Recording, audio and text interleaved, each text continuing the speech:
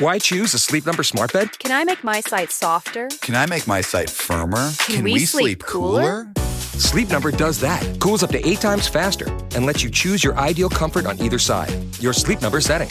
Enjoy personalized comfort for better sleep night after night.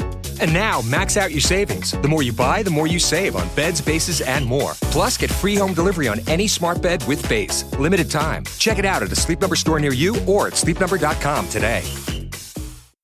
AFR On Demand is brought to you by Breck Golf. Try Beaver Creek today, just 20 minutes from downtown Baton Rouge in the Zachary area. They've got a PGA Tour driving range, a short game practice area, 30 to 40-yard practice shots. It's a great place to chip and putt and practice if you don't have time for a full round. Book your tee time today, golf.breck.org, golf.breck.org.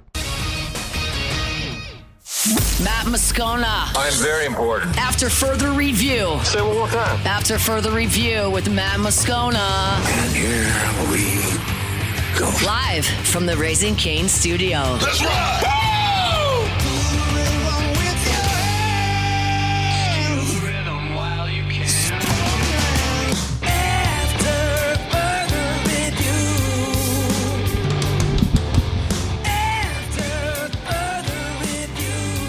And off we go. Welcome aboard.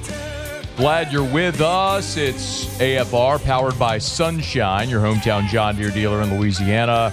I'm Matt. You're a loser, Matt. Shut up, kid. Paul O'Neill. They're chanting Paul O'Neill's name. You so. And Mr. Toby Tom Blake.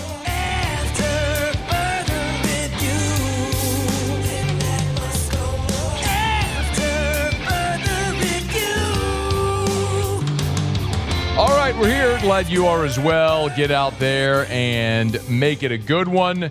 The NFL trade deadline is upon us. Verge Osbury here in 1 hour. Ross Jackson next hour. Sean Salisbury in hour 3. Ton to do. Let us begin as we do every single day. It's time to pop the top on another edition of AFR with Bud Light. Drink easy. And the NFL trade deadline is officially here. It is 4 o'clock Eastern, 3 o'clock Central. At this very moment, the NFL trade deadline has now come and gone. And we actually have breaking news literally right here at the trade deadline. 2 minutes before 3 o'clock Central, Adam Schefter, others have it. The New Orleans Saints are trading, the New Orleans Saints are trading. They're not trading anybody. They're trading offensive lineman Trevor Penning to the Chargers. It has since also been reported by Rappaport, by Nick Underhill. Trevor Penning's time in New Orleans is done. And that is after earlier today, the New Orleans Saints also traded wide receiver Rashid Shaheed to the Seattle Seahawks for 2 picks, a 4 and a 5. We will see what the trade compensation is for Trevor Penning. Again, that is very new. When we have it, we'll share it with you. But my feeling as we approach this trade deadline was very simple. Fire sale everything. Any player on this roster that was on an expiring contract or that you did not see as being a part of your organization through the rebuild, anything you could get for them, trade them. Get it. Doesn't matter what it is. It's like this is like debt payments. You have to liquidate. So anything you can get, even if it's below market value, you get it. It's like a liquidation sale. You're going out of business. There's a rug store by my house going out of business. These furniture stores, we're closing our doors forever. Everything's got to go. Well, it's true. It's got to go. They're not taking it with them. They're going to liquidate everything. They're getting rid of everything. It doesn't matter what they bought it for. They're just going to get whatever they can. Same thing here. In the case of Rashid Shaheed, you signed him as an undrafted free agent. You hit. Awesome. Congrats. Well, you stink.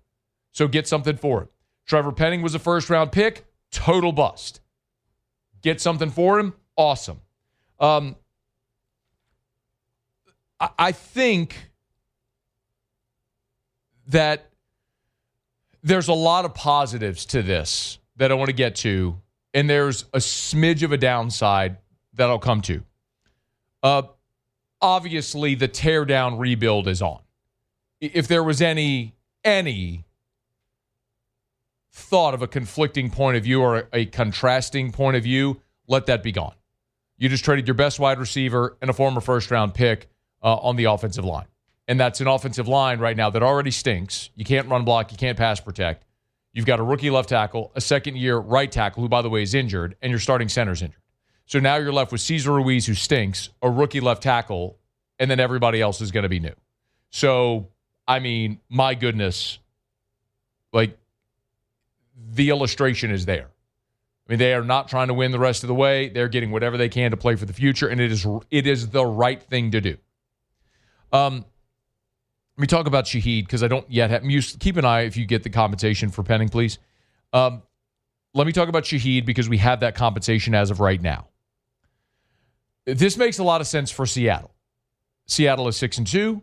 They are leading their division, and it pairs Rashid Shaheed with Jackson Smith and Jigba. Remember, they have Cooper Kupp there as well. He's been injured. So now you get JSN and Shaheed with Darnold throwing the football. They just blew the doors off of Washington. Seattle is a contender. They're going for a championship. They just got a nice piece for a couple of day 3 draft picks. Okay. Also, remember who the OC is in Seattle? Yeah, it's Clint Kubiak, who was in New Orleans a year ago. He has a pretty good awareness of what Rashid Shaheed can do and how to use him. So when the OC in Seattle was the OC in New Orleans a year ago, and Seattle's trading for Rashid Shaheed, tells you Kubiak liked what he saw with Shaheed a season ago. This deal, moving Shaheed to Seattle for a 4th and a 5th round pick, it makes sense for the New Orleans Saints as well. You can be bummed because Shaheed's a young player, 27 years old, with an awful lot of upside. But the reality is that you hit on Shaheed, but you got, I hate to say it this way, it's sort of an oxymoron, but or I guess it's sort of I guess it actually is a dose of irony. You got lucky that he got hurt, which you wouldn't necessarily think that him being hurt would make you lucky, but him being hurt is the reason that he was able to sign a 1-year bargain basement deal with you for this year, one year, $5 million. So otherwise, had Shaheed stayed healthy, he would have got a much bigger, probably a longer-term deal this past offseason. In any way, he signed a 1-year prove-it deal with the team, and now he's off to Seattle, and they'll extend him, no doubt. But he's coming off a 1-year deal, or he's in a 1-year deal coming off an injury. He's a free agent after the season. You were not going to be able to re-sign Rashid Shaheed. He was going to hit the open market. He was going to command a high dollar. You weren't going to be able to match that, or weren't going to match that, especially if you intend on paying Chris Olave, which I think is stupid, but it's what it is. So get something before him now, before he walks in free agency at the end of the season. Makes a lot of sense. They did the deal. They got a 4 and a 5. Now, as we look at the compensation, it's a 4th round pick and a 5th round pick for this year, this coming draft, the 2026 draft. I'll remind you, New Orleans traded for Devon Vele with Denver, and the Saints sent their 4th round pick to Denver for Devon Vele. So they, in effect, here recoup their 4th round pick. Now, it's not what, because the Saints' 4th round pick might very well be the first pick of the 4th round, whereas Seattle's pick is going to be late in the 4th round. So you're probably going to be talking in the neighborhood of 25 to 30 spots difference between the two picks. But still, you sent a 4 to Denver for Vele. Now you recoup a 4 here in this trade for Shaheed. So you keep Vele instead of Shaheed, and you get a 4 back, which is worse. You're worse off. Shaheed's better than Vele. Your 4th round pick will be a higher pick than theirs. You lose all the way around. But again, this is a fire sale. It's a liquidation sale. You get what you can. They did what they did, and they moved on. I want to recoup picks. I want future assets that allow you to get younger and less expensive. But the key to that strategy working is you have to hit on the draft picks. And I don't know that I have a great confidence in this organization being able to do it. You look at 4s and 5s. Danny Stutzman, Quincy Riley were 4s. Spencer Rattler, Bub Means, Jalen Ford were all 5s. Nick Saldiveri, Jake Haener were 4s. Jordan Howden was a 5. DeMarco Jackson was a 5. Ian Book was a 4. C.J. Gardner-Johnson was a 4. You hit there. Rick Leonard was a 4. Natrell Jamerson was a 5. you get my point here. David Onyemata was a 4. It's about once every half decade maybe you hit. You took 3 5s in 2015. Davis Tull, Tyler Davis, and Damian Swan. Miss. Kyrie Fort was a 4. Vinny Sinceri was a 5. Ronald Powell was a 5. You see my point? Like, they stink. They're not good at this. So, yes, you're doing the right thing in recouping draft assets, but you have to hit on those draft assets, and I'm not confident in this organization's ability to do it. But it's the right thing to do. Now, the downside here. You are spending the next 8 weeks evaluating Tyler Shuck. And now you're going to spend 8 weeks evaluating Tyler Shuck without Rashid Shaheed, where your best weapon is Chris Olave, who stinks, Juwan Johnson, who stinks, Alvin Kamara, who's old and injured, Taysom Hill, who's old and injured, Devon Vele, who on the season has 5 catches for 39 yards. I guess he's the guy that gets the big opportunity here with Shaheed out of town. But again, Vele, who you sent a 4th-round pick to Denver to get, a 4 and a 7, by the way, 2 picks. He's got 5 catches for 39 yards on the season. So it's tough to evaluate Shuck where you have a rookie left tackle, your right tackle, Fuaga's hurt, McCoy, your center's done for the year. You just traded Trevor Penning. And your other starting your most veteran offensive lineman is Cesar Ruiz, who stinks. And then you have no good offensive weapons. So, good luck, kid. Go get him. But such is life amid a rebuild. And make no mistake, this is a tear-down rebuild. I wish they had traded more. But the Saints send Rashid Shaheed to Seattle, and Trevor Penning to L.A. to the Chargers to go join Jim Harbaugh's squad over there. Wasted draft capital, man, with Penning. But at least you got something for him now. We can stop the charade of pretending like Trevor Penning can be a quality starting offensive lineman. Maybe he can get new life there in L.A. with the Chargers. But Saints get something for him. We'll find out what that is, and they can stop paying him and move on. All right. It's after further review. More fallout from the trade deadline. Ross Jackson will be here in an hour and 15 minutes. We'll get his reaction to all of it. Shea Dixon from On 3 The Bengal Tiger is coming up. We're brought to you by Bud Light. Our show open every day is brought to you by Bud Light. Drink easy with the great taste of Bud Light, the official beer of AFR, the official beer of the LSU Tigers, the New Orleans Saints, the McNeese State Cowboys. Shout out McNeese, Southwest Louisiana there. It's our friends over at Bud Light, Mockler Beverage, awesome people, great supporters of the Tigers and of the Saints, and we're thrilled to be partnered as well here on AFR, our show open every day, brought to you by Bud Light. Thursday, we'll be over at Court's Table, be drinking a few ice-cold Bud Lights. Y'all go play pickleball if you want, or just come hang out, watch the show. We'll be there, of course, with Bud Light. Drink easy with the great taste of Bud Light, the official beer of AFR. Okay, we got a lot to do today. LSU has hired a new university president, Wade Roos. That's about as surprising as the sun rising today. We'll talk about that in a little bit. Verge Osbury, interim AD, here at the top of hour 2, 47 minutes. I'll ask Verge all the pertinent questions about the coaching search, and yes, I'll ask him about Nick Saban. Shea Dixon, when we come back on AFR. After further review. We're brought to you by Duplessis Builders and DuplessisBuilders.net, DuplessisBuilders.net. 2 things that I really want to remind you about. Of course, at Duplessis Builders, if you want to build that custom pool or outdoor kitchen, Duplessis Builders can do it. That gorgeous resort-style pool or outdoor kitchen to whatever specifications that you want, they can do it. Now, they also have predetermined models where you can get your pool or your outdoor kitchen. As a matter of fact, if you go to the website, follow me here. Go to the website, DuplessisBuilders.net, DuplessisBuilders.net, DuplessisBuilders.net. Right on the homepage, you'll see, pick your pool now. Click that, and you'll see 11 pool designs. And you can pick whichever design you want and then choose what finishes you want. Boom. You can even pay for it right there on the website. You can have a pool designed, paid for, all on the website, within 5 minutes from right now. DuplessisBuilders.net. Same thing with the outdoor kitchens as well. Check them out online. DuplessisBuilders.net. DuplessisBuilders.net.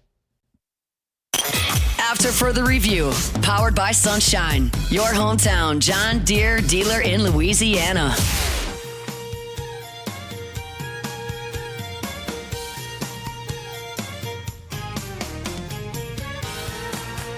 Always appreciate our friends over at Sunshine, your hometown John Deere dealer in Louisiana. Of course, all your farm equipment, but so much more than that. Zero-turn mowers, gators, and everything you need for tailgating as well.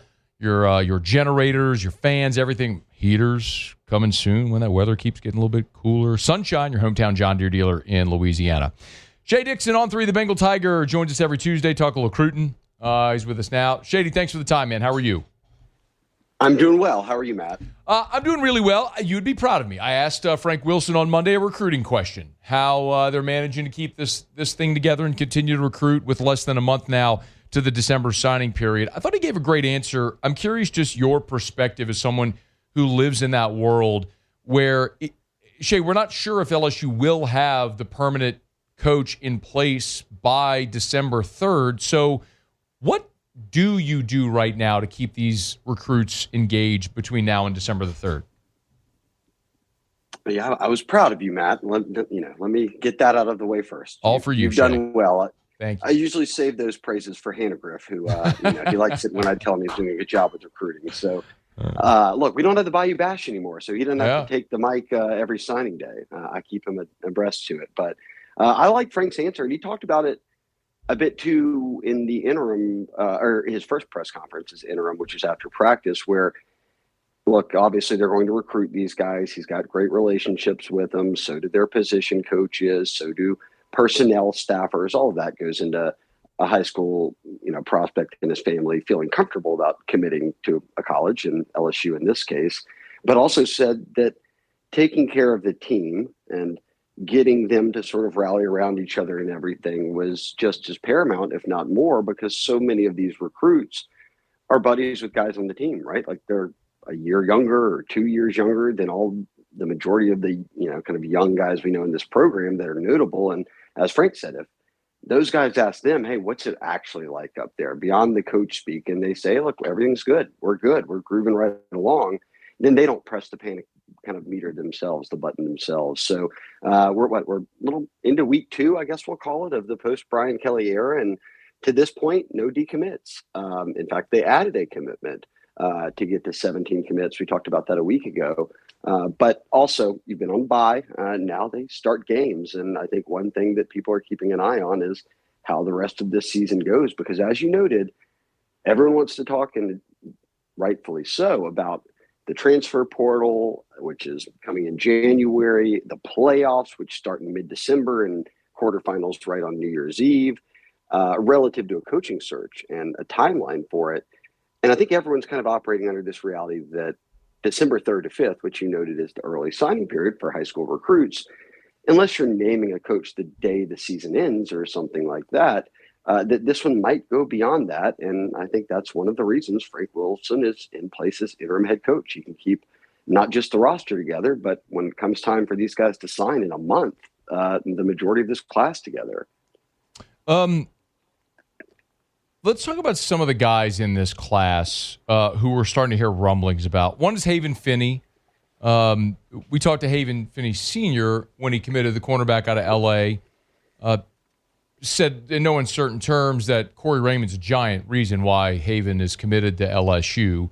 What's the update there on Finney, Shea? Yeah, so this is a kid coming out of Sierra Canyon in LA.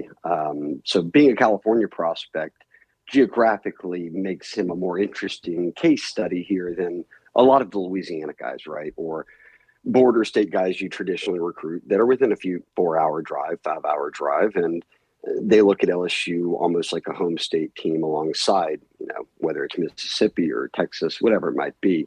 This is the kid from furthest away. So you kind of have to see here, okay, what is the loyalty to the commitment, or does it stick, given you're from that far away? And you hit the nail on the head. And look, we caught up with Haven Finney Sr.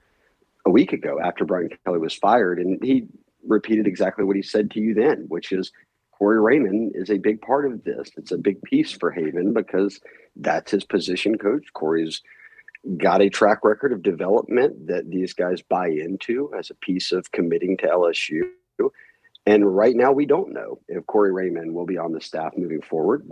He certainly would belong on a list of maybe a handful of names, both whether it's your GM or on-field coaches, that you would wonder, hey, look, there would be some advantage to keeping this person around, and Corey would fit into that. But at the same time, he's got to explore options. So Haven Sr. said, look, no visits are scheduled yet. Michigan is still the team that's really recruited him the most beyond LSU and committed LSU over Michigan. And then said in the post-Kelly kind of era here, 2 weeks in, that a lot of other teams have started calling. Nebraska, he said most notably, is kind of reaching out daily saying, hey, look, we've got a spot for you. So this happens when you have a coaching change. It's expected. But right now, getting Corey Raymond back and having him in place here at LSU pays off in moments like these where kids are committed from, across the entire country and don't balk at a coaching change if it doesn't involve Corey Raymond. Shea, what about, you mentioned the border states. What about Bryson Cooley, the offensive lineman out of Mississippi? There's some rumblings there as well that he may be trending toward a flip. Yeah, I just said all that. And I'm going to contrast myself immediately here and give you the opposite news on a border state kid. But Bryson Cooley's an offensive lineman they've had committed out of Mississippi, out of the Pine Belt from Laurel. So PJ Woodland came from Hattiesburg. They had Tristan Keys from a while at Hattiesburg, and now you've got a Laurel kid in Bryson Cooley. And he committed to LSU over Bama, over the in-state schools. So was considered a pretty highly sought-after prospect, still is. But now with, I think, the uncertainty of the staff, in his case, Brad Davis, who offensive line coach, he says he's still keeping up with daily. He's got a lot of close relationships with some personnel staffers at LSU that all sort of led to that commitment. And it's just a few-hour drive from his hometown. That said, now that we're, again, a month from signing day, all of these guys are really having to think hard about where they stand. And him being a Mississippi kid, Mississippi State has always been heavily on him with Jeff Levy and that staff. That was the final school he visited beyond LSU before he did kind of come to a decision and pick LSU. And now Steve Wiltfong just went ahead and made the move to switch his pick from LSU onto Mississippi State. So it appears things are trending that way for an in-state kid. But again, some attrition here is expected. I think that the fact that you've made it this long into things without any flips or decommits is probably a good sign for the overall view of the class and how it might look in a month. Shea Dixon on 3, the Bengal Tigers. So we expect attrition. I mean, that of course would be common with any coaching change like this. What about additions between now and December 3rd? Who are we keeping an eye on? I think you go quickly to Auburn, who just fires Hugh Freeze. And we talked about this a few weeks ago when Jace Matthews, the 5-star receiver, as well as Braylon Womack, their 5-star safety commit. Both these kids are out of Mississippi and both had visited LSU. They had been recruited heavily by LSU. Most notably, probably Jace Matthews was really high on LSU before he committed to Auburn. But when he committed to Auburn, Tristan Keys was committed to LSU, and they've been the number 1 and 2 receivers, not just in Mississippi, but the whole country. Right now, Matthews is 1, Tristan Keys is 2. Tristan Keys, as I said earlier, no longer committed to LSU. So, yes, they've got a few in-state receivers with many would consider the 3 best seniors in the state at wide receiver, college prospect-wise, are committed to LSU right now. But they'll take a swing for the fences with guys like that. And look, here in town, Catholic High, you've got Blaine Bradford. He's still committed to Ohio State. There's others out there that certainly keep recruiting. But then I have to kind of catch myself and remind myself, Matt, is that Auburn's not in that much of a different position than LSU's in right now. And it's very tough to convince a kid like that, who's quite coveted, to switch his commitment right now to a school that also doesn't know who the next head coach is or who his position coach or OC might be. So bit of a waiting game here. Obviously, you go all out, you recruit them, you don't stop. But there is some questions that you simply just can't answer, and that makes things it puts a few more hurdles in front of you between now and December. Shea, one follow-up since you mentioned Bradford. Do you know if he is – so at Catholic, they do not allow anyone to graduate early. So Bradford will not be a mid-year. Do you know if he plans to sign in December, or could part of the pitch be, hey, just wait until February? See, Matt, this is why you get to talk to Frinkles, because you think of things like that, and you're really deep into the recruiting game now. I am not. That is not true. I just happen to know about rules at Catholic High. That's all. Singular. Well, with our powers combined, here we go. Here we go. Yes, you're right on Catholic, right? So that was never expected. Now, where we've seen this before. Look, it's been 4 years. Makes it seem like a long time since Kelly and that coaching change, but there's been all these changes, and now people just forget about February signing day. But what we've seen with heavy hitters, guys like this that are committed to programs where a head coach is fired, were at least being recruited in his case by head coach, he's committed to Ohio State, that they could sometimes say, hey, look, I'm just going to wait till February and kind of see how the dominoes fall here and then go forward with my decision. I think that will be quite telling, right? If he chooses, the Bradford family chooses to say, hey, let's just give you a little bit more time to think on things, that it wouldn't be as rock solid as it's been to this point, where there's really been no speculation as to a flip, and they've kept things pretty quiet. So while I think LSU did have some momentum, Matt, like me and you both felt like, okay, this will come down to it. I don't mean to speak for you as a Catholic high guy, but I do think at the same time that you have to look at it and admit, hey, one team's out here ranked like number one in the country, and the other's having to go through a coaching change, and we don't even know who that coach is. So as much as a player like that would have familiarity with LSU, they're sort of in the same boat as a guy like Jace Matthews, where you just don't know what's next, whether it's Corey Raymond staying or who your head coach is. Before you go, one more quickly, Shea. Any update on Lamar Brown? It seemed pretty quiet last week when we discussed it, but anything there? Yeah, I mean, look, you got past the A&M game and you make this decision. It kind of overshadowed that you had lost that game and they were the other team recruiting him. No visits have been scheduled yet. Miami and A&M were the two that have been heavily on him. But he's a guy that is pretty close with Frank Wilson. And until we get a few more games in here, I think, or at least see how this is sort of trending over the next couple of weeks with him making visits elsewhere or not, I think that will be telling. But right now, nothing to report relative to him trending anywhere else. Just wild. You still got 4 games to go, and it just doesn't even feel like it. The rest of the season has just become such an ancillary piece with obviously Brian Kelly's firing. We'll be following Shea Dixon on 3, the Bengal Tiger. Y'all get him on Twitter, X, whatever you want to call it, at Shea Dixon. Thank you, man.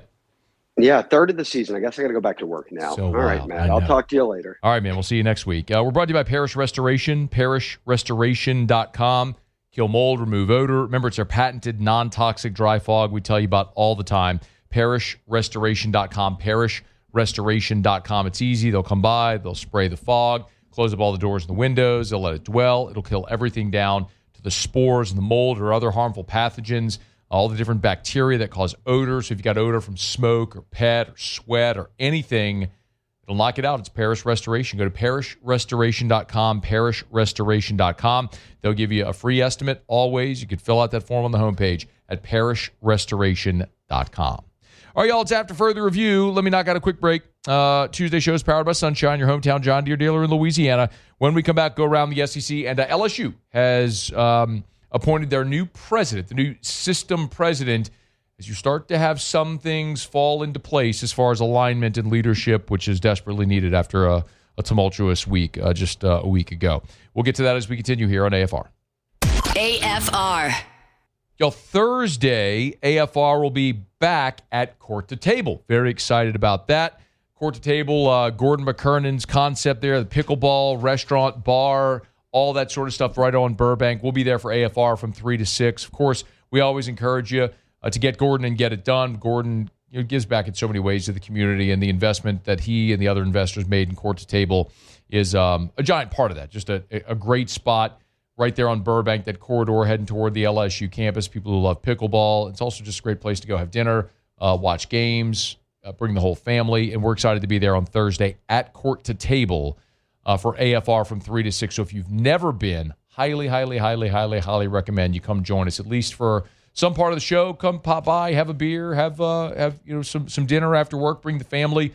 We'd love to see you this Thursday for AFR from 3 to 6 at Court to Table right there on Burbank. And, of course, you've been injured in an accident. You know what to do. Get Gordon and get it done. After further review, powered by Sunshine, your hometown John Deere dealer in Louisiana. Plowing these fields in the hot summer sun, over by the gate. Ladies and gentlemen, after a comprehensive national search and a thoughtful deliberation following interviews with 3 exceptional finalists, the Board of Supervisors has reached a decision. I am honored to announce the appointment of Dr. Wade Roos as the next president of Louisiana State University. That is Scott Ballard, the president of the LSU Board of Supervisors, announcing that Wade Roos is the new president at LSU. Listen, I'm kind of chuckling a little bit because the whole preamble there about a national search and all, and you hired the guy from McNeese. That was the governor's handpicked guy. But you could have saved us all a lot of time and money and resources and energy and effort and all that stuff and just gone with the guy that was going to get it all the time. This was as predictable as the sun rising. I do not mean in any way for that to discredit Wade Roos because, listen, Terrio, who is one of my best friends in life and sits here with me for 2 hours on Friday, was on the presidential search committee and said plainly that he was the most impressive guy of all of them. So I'm really excited about Wade Roos being the new president at LSU, and I think it's awesome. Yeah, but it was just a little bit of a charade, right? I guess you have to go through the process, but whatever. Most importantly, is that key to success, and listen, I understand this, that, look, I'm an LSU alum. I love the school. I love my alma mater.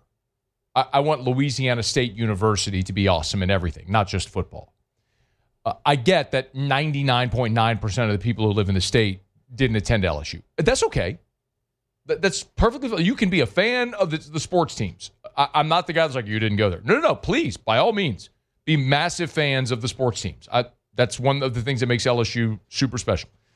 But I understand that most people don't care who the president of the university is.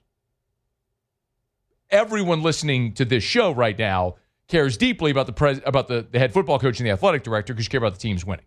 So that's cool. But the reason that I think that this, the appointment today of Wade Roos as the new president of LSU, why it's so important, is you start to get the stability with what we often talk about with alignment in leadership, right? Think about Friday. Think about that press conference on Friday. And I said on Friday that, like, Scott Ballard and John Carmouche, who were two board members who sat there with Verge Osbury at that press conference, I felt very badly for them. They were in an impossible, unenviable position. These are not trained media people who were sent up to the podium in that press conference to try to answer questions that they literally couldn't answer because we all know why Scott Woodward was out, but they couldn't say it. And but there was nobody else. Your AD had been fired. There was a mutual agreement to part ways. You had an interim president who, as the finalists had been named for full-time president, you're not going to send the interim president up there because you know he's about to be replaced in a few days. And there is no chancellor of the university. It wasn't. So anyway, you can look and go, like, who else would do it? There was nobody else. So it's important to get the alignment, right? From the state level to the university president to the athletic director to the head coach. Like, all of those things have to be pulling in the same direction. And one thing that was evident a week ago is that was not the case. From the governor to the university to the athletic department, it was very obvious, right? We can all agree. Last week, our state became a punchline because of that display a week ago, which was embarrassing for me as an alum and for everyone that would be a fan of the football program. This starts to steer that in the other direction, okay? Verge has been inserted as the interim AD with, as Scott Ballard said, full authority to make a hire. I told you on Friday it was the most important part of that press conference because there's no ambiguity. You didn't have to wait for a new AD. You didn't have to wait for a new president. It said, Verge, go hire a football coach. Perfect. And Verge Osbury is more than qualified to do that. He's been in LSU athletics for 30 years and has been parts of dozens of searches across all different sports. So you've got that in place. Now you've got your university president in place, who I would assume will work toward at some point hiring a full-time AD if it's Verge or someone else. I don't know. But the point is, you know who the decision makers are right now. You're getting that alignment, that structure in place. Frank Wilson has stabilized things on the football side. Verge has stabilized things in the athletic administration side. And now you've got your full-time president, Wade Roos, in as the full-time university president. So last week was not fun for anybody. But days like today and days like Friday and the authority, I told you the most important thing was giving Verge that authority. it starts to stabilize these things so you can make decisions and move forward. You can answer questions that people have. So a big day for LSU, not only the athletic department, but the entire university. And Verge, by the way, is going to be with us in 20 minutes from right now. It'll be the first interview that he does since being named the interim AD after the press conference on Friday. We're excited to have Verge. He'll be with us. He'll answer a lot of the questions that I have that I'm sure a lot of you have as well. That's coming up here right at the top of hour number 2. We are brought to you by Our Lady of the Lake, championship health partner of LSU Athletics. Speaking of which, of course, Verge's committee formed to name the next coach. He mentioned E.J. Kuiper, who is the president of the FMOL health system, which, of course, under which Our Lady of the Lake resides, because Our Lady of the Lake has been such an amazing benefactor, not only of LSU Athletics, but of the entire university. So if you need any type of specialized care, from your general physician to the Our Lady of the Lake Children's Hospital, standalone Children's Hospital, to heart health or stroke or anything you might be dealing with, cancer, Our Lady of the Lake, local, world-renowned research and physicians right here in Baton Rouge, the Regional Medical Center, and parts of the FMOL health system across the state of Louisiana. It's Our Lady of the Lake and LSU. Together, we roar. Okay, do it every day about this time. Let's go around the SEC. Around the SEC, bringing you the biggest news from the nation's best conference, the Missouri Tigers. Eli Drinkwitz said they got good news on Bo Pribula's injury. They will start freshman Matt Zollers at quarterback Saturday, but Pribula, who started the first 8 games, will be on the sideline. And actually, that's a good sign. The X-ray is, they're working through it. He's in a walking boot, Pribula is, and he'll be on the sideline for the game, so it's a start toward his recovery. Now, return to the field this season might be optimistic for Bo Pribula, but not out of the realm of possibility. Texas A&M! Mike Elko gave an update to Le'Veon Moss, the injured Texas A&M running back who's been on the sideline for a month after a leg injury. He suffered back on October the 11th. No update on the time frame for return. However, they're optimistic he will be back in time for the postseason and maybe for the end of the regular season. In 6 games, Moss had 70 rushes for nearly 400 yards. The Georgia Bulldogs. Kirby Smart gave an injury update on 3 players, Jordan Hall, DeMello Jones, and Chris Cole. Hall, defensive tackle, he'll miss some time with a knee injury. Cole, the linebacker, could come back this week. And Jones, the cornerback, his injury not as bad as they initially thought. Hall started the first 8 games of the season, by the way, at nose tackle before leaving early in the first quarter against Florida. The Auburn Tigers. And safety Champ Anthony is going to be out with yet another leg injury. He was on crutches at Tuesday's practice viewing period for the media. Leg injury in the Kentucky loss. Nothing official yet, but is not expected to return this season, according to Auburn Undercover. It's the same leg injury that Anthony broke, or the same leg that Anthony broke last season and spent all offseason rehabbing. All right, there you have it. It is after further review that is around the SEC. We are presented by Sunshine, your hometown John Deere dealer in Louisiana. Newest location coming right there on Pico in Baton Rouge. Drive by it every day on my way home. You can see it from the interstate, and really excited for when that thing opens up. But in the meantime, Bunky and below, you want a deer? You're going to one place. Sunshine. Go to sunequip.com, sunequip.com. Sunshine, your hometown John Deere dealer in Louisiana. All right, y'all, it is after further review, and we're glad you're hanging out with us here. Let me knock out a quick break. Wrap up hour number 1. Verge Osbury in 15 minutes. When we come back, Shaq set the internet ablaze when he talked about Nick Saban rumors, and I'll address that when we come back. It's AFR. AFR. We're brought to you by the Watermark and the Renaissance. Watermark Downtown, Renaissance Southtown. The Watermark is Baton Rouge's premier hotel property. Voted by you the best hotel in the best of 225. And you walk into Watermark Baton Rouge, and you'll get it. So bright. The beautiful natural white stone, the marbling all throughout the lobby is gorgeous. You will see the picture of class and luxury when you walk into Watermark Baton Rouge with all of the modern amenities. It's amazing. You want to dine at the Gregory? Great spot to do it. You want to have a cocktail or a glass of wine at the lobby bar? People Watch on 3rd Street? Great spot to do it. Maybe you have family coming in town for Thanksgiving, for the holidays, around Christmas time, or for one of the remaining home football games. Make sure they know about the Watermark, about Watermark Baton Rouge. Stay at Watermark Baton Rouge, quick jaunt right down Nicholson to LSU's campus at Tiger Stadium, and then right back after the game. Enjoy downtown. enjoy Watermark Baton Rouge. After further review, powered by Sunshine, your hometown John Deere dealer in Louisiana.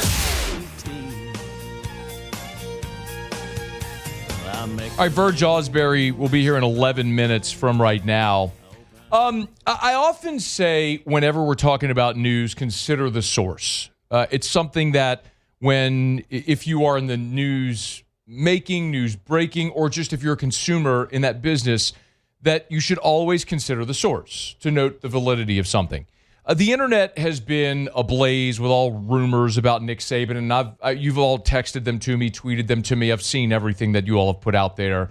I think most of it is absolutely insane, foolish. There's not a morsel of truth behind much of what a lot of has been circulated on the internet. When Shaquille O'Neal says something, though, you're going to pay attention.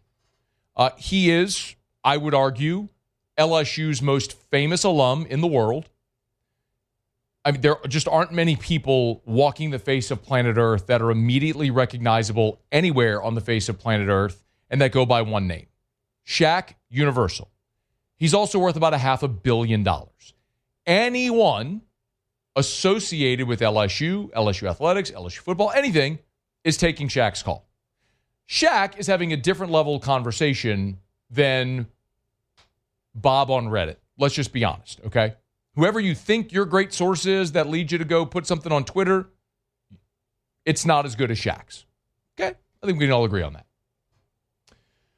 So Shaq gives an interview to Us Weekly and says that he's hearing through the grapevine that LSU is in talks with Nick Saban, trying to get him to come back to coach at LSU. I'll reiterate something that I often say during the silly season, the coaching carousel cycle, which is consider everything, believe nothing. Consider everything, believe nothing. Remember, 4 years ago, Lincoln Riley was going to be the LSU coach until he wasn't, and then, boom, it's Brian Kelly. Consider everything, believe nothing. So consider the fact that maybe Nick Saban could be LSU's coach, but anything that you're hearing, reading, seeing, don't believe a lick of it as fact. Consider everything, believe nothing. What I will say is that, and I don't mind sharing this piece of it. I know, based on conversations that I personally have had, is that there are people, not in an official capacity with LSU, who have reached out and had conversations with Nick Saban to gauge his interest in the LSU job. I have no problem saying that. Again, not anyone in an official capacity with LSU. But there's plenty of people who are close to Nick Saban from his time here 20 years ago. Nick Saban was involved in a lot of business ventures. You may not know this, but Nick Saban was one of the investors in Perkins Row in Baton Rouge. So there's a lot of people who he and Terry remain friends with, that he has business dealings with, and he's often glowed about his time here. So it shouldn't come as any surprise. Like, I don't even think it's a surprising thing to say that people, influential people, the types of people who write checks, would reach out to Nick to gauge his interest. Okay. No problem with that whatsoever. It's also notable that because Nick isn't coaching, that it's not like you have to worry about any type of tampering or anything like that. Now, I do not believe Nick Saban, opinion, I do not believe Nick Saban is going to coach LSU again. I think it's possible. Consider everything, believe nothing. He's making, while the terms of his ESPN deal are not disclosed, it's safe to assume he's making high 7, maybe low 8 figures, making a ton of money, no stress of all the things that forced him out of college football 2 years ago, gets to stay close to the game, all the things that are very obvious. Does he want to get back in at 74 years old into the culture that he was growing not to love, which is why he left? Probably not. Could LSU make it enticing for him? Sure. And I know we just had this conversation a week ago about the money and the governor not wanting to give a long-term deal. That's one of the beautiful things about a deal you'd potentially do with Saban. You'd be talking about a 3 to 4 year deal. You wouldn't be talking about a 10-year deal. It would be a high dollar amount, but it would be a short term, so you wouldn't be saddled with the long burden of a buyout or something like that whenever it would come to an end. If you have a chance to get Nick Saban to coach your team for 3 years and reestablish a foundation and hand it off to someone, awesome. Of course you do that. I don't know that I believe that's going to happen, but consider everything, believe nothing. The other thing I'll tell you is what was relayed to me is that from Nick, it wasn't a no, wasn't a yes, but the fact that it's not a no at least leaves the door ever so slightly ajar to a conversation potentially with Verge Osbury, who Nick's known for 30 years, and maybe see where things go. Again, this isn't clickbait. I'm not rumor mongering. I don't think this is happening. And it is totally natural to assume people around LSU would have a conversation with Nick, even just for his consult. Hey, who would you hire? What do you think? But, continue to say it. Consider everything, believe nothing. Or believe nothing, consider everything. Even a Nick Saban return to LSU. We'll keep you posted. All right, Verge Osbury, the man who's going to make that hire, will join us when we come back right after SportsCenter. It's AFR. AFR. Supper Club is back open tonight. As a matter of fact, you're about an hour away from opening up the doors over at Supper Club. Get on by, y'all. SupperClubBTR.com. SupperClubBTR.com is the website if you want to book your reservations, or you knock off of work and you don't feel like going home. Awesome. Go to Supper Club. Like, y'all know I'm a gigantic whiskey nerd, right? I would put Supper Club's whiskey selection, and not just their whiskey, their tequila, their rum, their cognac, all of it, all of their spirits, and their wine library up against any in Baton Rouge, anywhere. It's amazing. It's Supper Club right there on Perkins Road in Baton Rouge. Brandon and Mackenzie Landry effectively took a world-class, literally a world-class experience, a Vegas, New York, LA, Paris type experience, and put it right there on Perkins Road as a gift to our community. Enjoy it tonight. Supper Club, Baton Rouge.